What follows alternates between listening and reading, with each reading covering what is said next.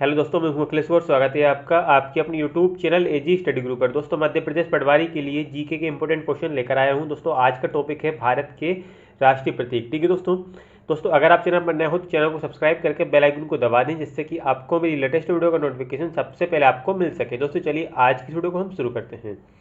देखिए दोस्तों, पहला क्वेश्चन दोस्तों क्वेश्चन है कि भारत के राष्ट्रीय ध्वज की लंबाई और चौड़ाई का अनुपात है। तो option A 5:3, option B 3:2, option C 3:4, option D 2:3। ठीक है दोस्तों क्या होगा इसका करेक्ट आंसर। सबसे पहले दोस्तों देखिए, ये क्वेश्चन आया हुआ है आरआरबी एनटीपीसी 2016 में। ठीक है दोस्तों यहाँ पे इसका करेक्ट आंसर हो जाएगा ऑप्शन बी यानी 3:2।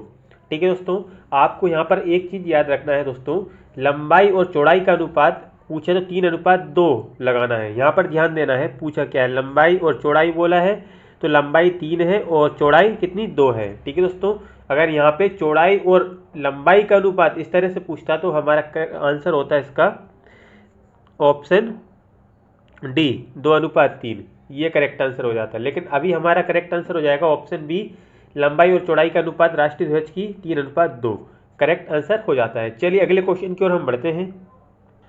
देखिए दोस्तों, अगला क्वेश्चन नंबर 2 क्वेश्चन है दोस्तों कि भारत के राष्ट्रीय ध्वज की चौड़ाई और लंबाई का अनुपात। देखिए दोस्तों, उसी तरह का क्वेश्चन आ चुका है जैसे कि मैंने अभी आपको बताया था कि यहाँ पर आपको ध्यान देना है, चौड़ाई और लंबाई पूछा है आपकी बार, तो चौड़ाई और लंबाई का अनुपात कितना है, 1:2 है या 2:3 है या 3:2 है या 2:1 है। तो करेक्ट आंसर क्या हो जाएगा, 2:3, 2 इसका करेक्ट आंसर हो जाता है। ठीक है दोस्तों, आई होप समझ में आ गया होगा। चलिए अगले क्वेश्चन की ओर हम बढ़ते हैं। क्वेश्चन नंबर 3, भारत के राष्ट्रीय ध्वज के मध्य में बने धर्म चक्र का रंग क्या है। जो धर्म चक्र होता है राष्ट्रीय ध्वज के मध्य, तो दोस्तों उसका रंग क्या है ये बताना है। दोस्तों समुद्री नीला, ऑप्शन बी गहरा नीला, ऑप्शन सी काला, ऑप्शन डी हरा। क्या होगा correct answer.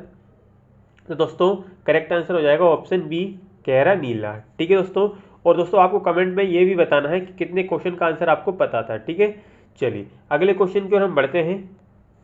Question number 4 question है कि भारत के राष्ट्रीय ध्वज के चक्र में कितनी तीलियां हैं। दोस्तों option A 20, option B 22, option C 23, option D 24। तो करेक्ट आंसर हमारा ऑप्शन डी 24। भारत के जो राष्ट्रीय ध्वज होता है उसमें एक चक्र होता है, उसमें कितनी तीलियां होती हैं, 24। ठीक है, चलिए अगले क्वेश्चन की ओर हम बढ़ते हैं। क्वेश्चन नंबर 5 क्वेश्चन है कि स्वतंत्र भारत के राष्ट्रीय ध्वज का डिजाइन निम्नलिखित में से किसने बनाया था। दोस्तों स्वतंत्र भारत के राष्ट्रीय ध्वज का डिजाइन निम्नलिखित में से किसने बनाया था।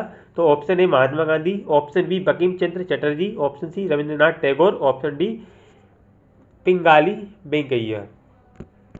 तो दोस्तों करेक्ट आंसर इसका हो जाएगा, क्या हो जाएगा correct answer, option D Pingali Venkaiah.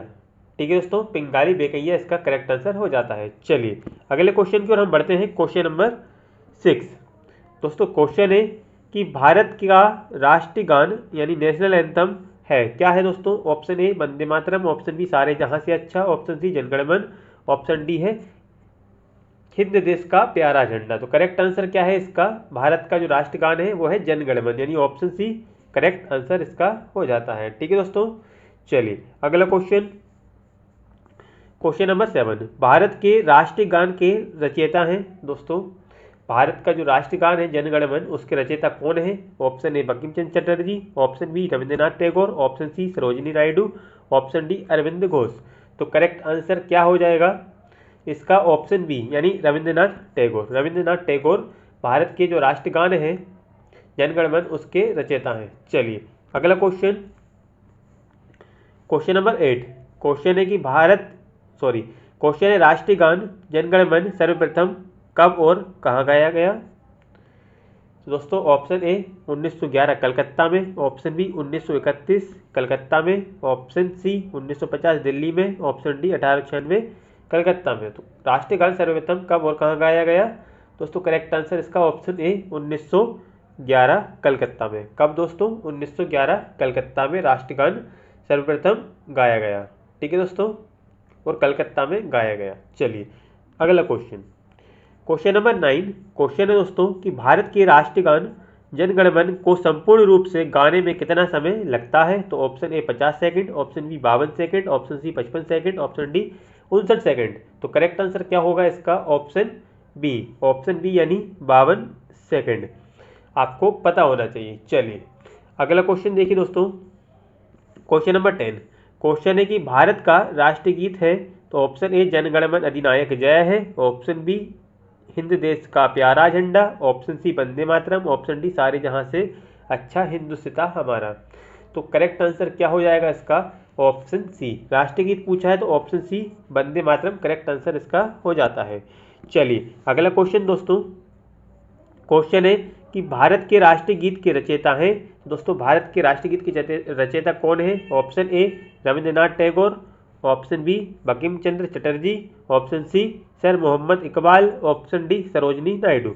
ये क्वेश्चन आरआरबी एनटीपीसी 2016 में पूछा जा चुका है। ठीक है दोस्तों, तो करेक्ट आंसर इसका हो जाएगा भारत के राष्ट्रीय गीत के रचयिता हैं ऑप्शन बी बंकिम चंद्र चटर्जी। चलिए अगला क्वेश्चन है कि भारत के राष्ट्रीय गीत के गायन की अवधि है।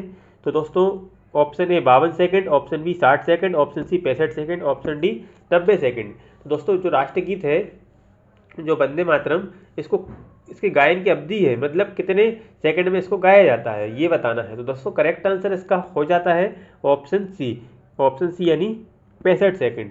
ठीक है दोस्तों, 65 सेकंड करेक्ट आंसर इसका हो जाएगा। चलिए अगला क्वेश्चन नंबर 13। भारत का राष्ट्रीय गीत वंदे मातरम सर्वप्रथम कहाँ गाया गया? दोस्तों जो भारत का राष्ट्रीय गीत है वंदे मातरम, ये सर्वप्रथम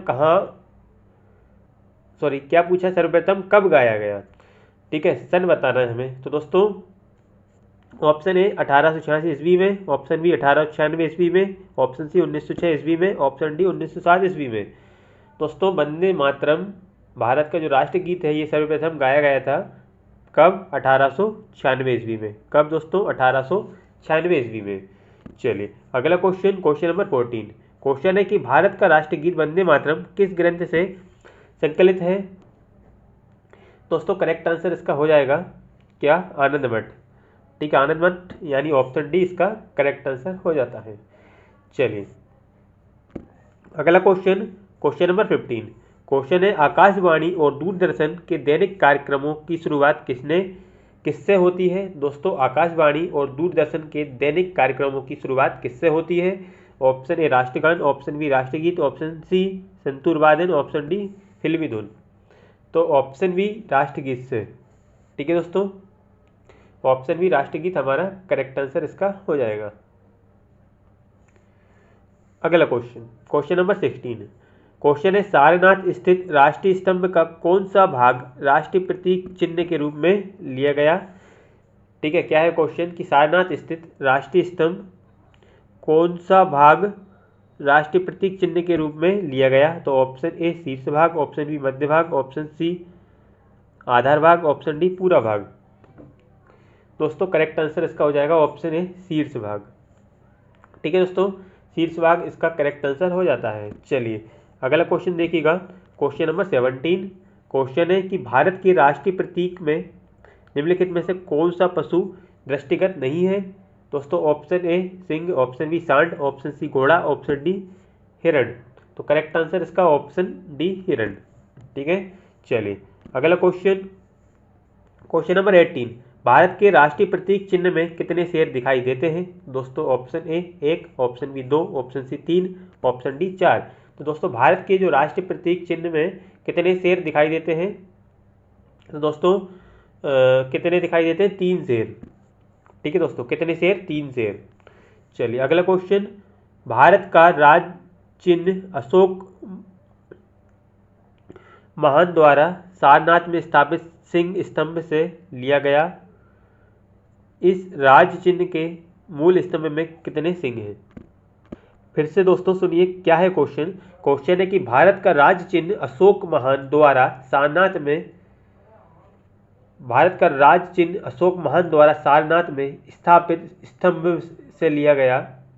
इस राज चिन्ह के मूल स्तंभ में कितने सिंह हैं ये पूछा है। ठीक है, तो करेक्ट आंसर क्या होगा इसका? Option C 4। ठीक है दोस्तों, चलिए अगला क्वेश्चन है क्वेश्चन नंबर 20। भारत के राष्ट्रीय संबंध के रूप में किस संबंध को मान्यता प्रदान की गई है? तो दोस्तों ऑप्शन ए विक्रमी संवत, ऑप्शन बी शक संवत, ऑप्शन सी कोल्लम संवत, ऑप्शन डी ग्रेगोरियन संवत। करेक्ट आंसर इसका हो जाएगा ऑप्शन बी शक संवत। अगला क्वेश्चन, शक संवत पर आधारित राष्ट्रीय पंचांग प्रथम मास होता है? ऑप्शन ए चैत्र, ऑप्शन बी वैशाख, ऑप्शन सी माघ, ऑप्शन डी कार्तिक।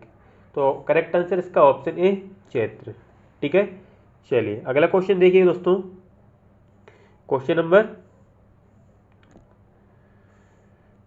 22 क्या है हमारा क्वेश्चन कि शक संवत पर आधारित राष्ट्रीय पंचांग अंतिम मास होता है।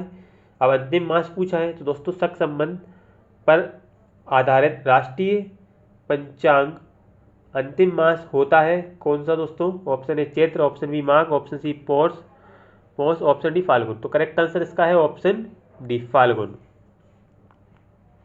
अगला क्वेश्चन, क्वेश्चन नंबर 23, भारत का राष्ट्रीय पशु है? तो ऑप्शन ए चीता, ऑप्शन बी तेंदुआ, ऑप्शन सी बाघ, ऑप्शन सी डी सिंह। तो करेक्ट आंसर इसका ऑप्शन सी बाघ। ठीक है, चलिए अगला क्वेश्चन, क्वेश्चन है कि बाघ से पूर्व भारत का राष्ट्रीय पशु था? पूर्व, ठीक है, बाघ से पूर्व है, बाघ से पूर्व भारत का राष्ट्रीय पशु कौन सा जानवर था? दोस्तों बाघ से पहले था भारत का राष्ट्रीय पशु ये सिंह। क्या था दोस्तों? सिंह, यानी ऑप्शन सी इसका करेक्ट आंसर हो जाता है। ठीक है, चलिए अगला क्वेश्चन, भारत का राष्ट्रीय पक्षी यानी नेशनल बर्ड है? तो ऑप्शन ए मयूर, ऑप्शन बी तोता, ऑप्शन सी बाज, ऑप्शन डी कबूतर। करेक्ट आंसर क्या होगा? ऑप्शन ए मयूर। ठीक है दोस्तों, मयूर भारत का राष्ट्रीय पक्षी है, ठीक है, यानी मोर। चलिए last question, question number 26, Bharat का राष्ट्रीय आदर्श वाक्य क्या है? दोस्तों राष्ट्रीय आदर्श वाक्य क्या है? ऑप्शन ए सत्यमेव जयते करेक्ट आंसर इसका हो जाता है। ठीक है दोस्तों, आई होप आपको वीडियो पसंद आई होगी। वीडियो पसंद आई तो वीडियो को लाइक करें, चैनल को सब्सक्राइब करें, वीडियो को शेयर करें। Thanks for watching my video.